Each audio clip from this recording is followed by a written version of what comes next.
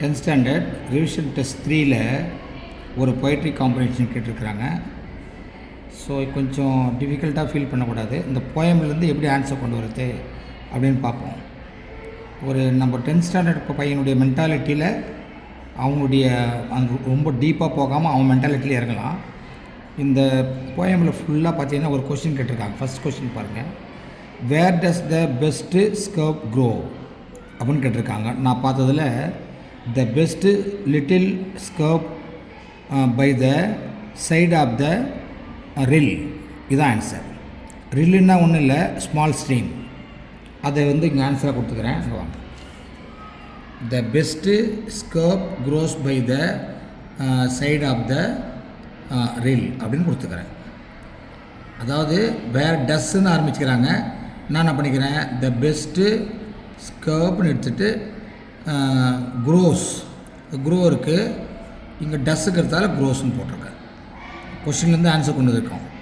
அந்த ஆன்சரில் இருக்கிற by the side of the rill அப்படின்னு கொடுத்துக்கிறோம். செகண்ட் கொஷின் போகலாமா? செகண்ட் கொஷின் பார்த்தீங்கன்னா, what makes a highway traveller happy?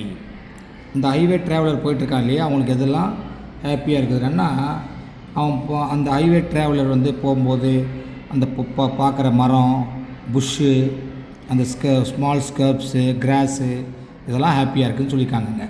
So நான் இங்கே கொடுத்துருக்கேன் பாரு, highway traveller happy to see a bush, tree and a little bit of grass.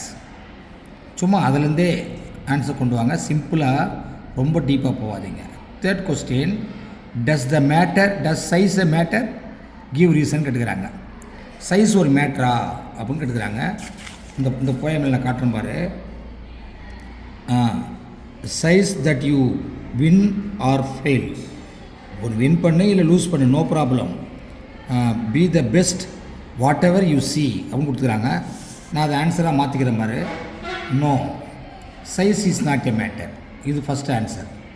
அந்த reason பார்த்தீங்கன்னா, winning does not depend on the size of the work கொடுத்துட்டு, whether the work is big or small, win is win, win is win அப்படி கொடுத்துக்கிறேன்.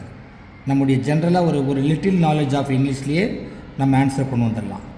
Last question பார்த்தீங்கன்னா, what is the underlying the theme of the poem?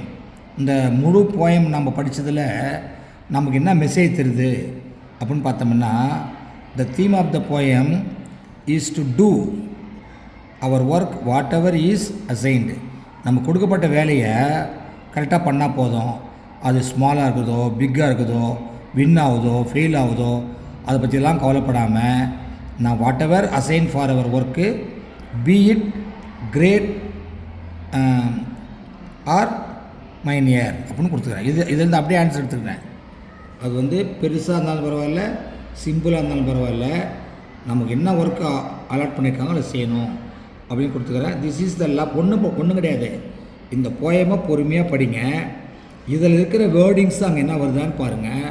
அந்த வேர்டிங்ஸை சென்டென்ஸாக மாற்றி, ஒரு statement சென்டென்ஸாக மாற்றி கொடுத்துருங்க. முடிஞ்சால் கொஸ்டின்ஸ்லேருந்து ஆன்சர் கொண்டு வர முடியுமா? இங்கே பார்த்தீங்கன்னா டஸ் ப்ளஸ் வேர்ப் இருக்குது. அப்போ என்ன பண்ணேன், த ஸ்கர்ப் க்ரோக்குது, க்ரோஸுன்னு கொடுத்து எந்த ஓரம் எங்கே க்ரோ ஆகும் அப்படின்னா, அங்கே பார்த்தீங்கன்னா த பெஸ்ட்டு அப்படின்னு கொடுத்துட்டு சைட் ஆஃப் த ரில் கொடுத்துருக்காங்க. ரில்லுன்னா நமக்கு ஜென்ரலாக ஆன்சர் தெரியல. அப்புறம் தான் பார்த்தேன் ஸ்மால் ஸ்ட்ரீம், சின்ன ஓடைகள் இருக்கு இல்லையா, அந்த ஓடை ஓரமாக இருக்கிற ஸ்கர்ப் தான் ரொம்ப ஹாப்பியாக இருக்குது அப்படின்னு கொடுத்துக்கிறாங்க. All the best, effort bring success. Cut பண்ணிடுங்க.